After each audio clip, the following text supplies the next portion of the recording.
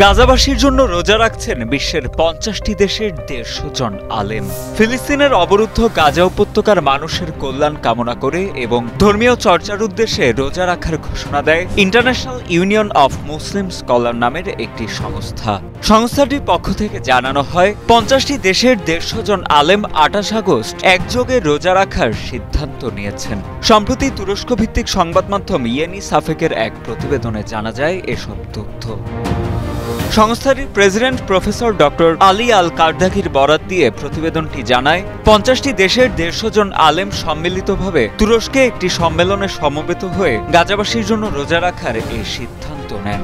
সংস্থাটির প্রেসিডেন্ট উল্লেখ করেন, গাজার মানুষকে ইচ্ছাকৃতভাবে অভুক্ত তৃষ্ণার্ত রেখেছে ইসরায়েলি বাহিনী। তাই রোজা রেখে গাজাবাসীর প্রতি সংহতি জানানোর উদ্দেশ্যেই এমন উদ্যোগ নেওয়া হয়েছে বলেও জানান তিনি। এছাড়া ইস্তাম্বুলে অনুষ্ঠিত সেই সম্মেলনে বেশ কিছু গুরুত্বপূর্ণ দাবিও তুলে ধরা হয়।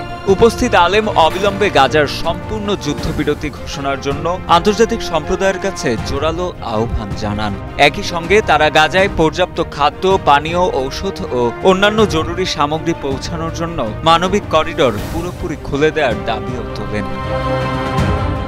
এদিকে গাজায় তীব্র রূপ ধারণ করেছে মানবিক সংকট। উপত্যকাটিতে ক্ষুধার জ্বালায় আরো ১০ জনের মৃত্যু হয়েছে। পুরো এলাকা ঘিরে রেখেছে ইসরায়েলি ট্যাঙ্ক। হামলায় রেখে পাচ্ছেন না গণমাধ্যম কর্মী ও স্বাস্থ্যকর্মীরাও।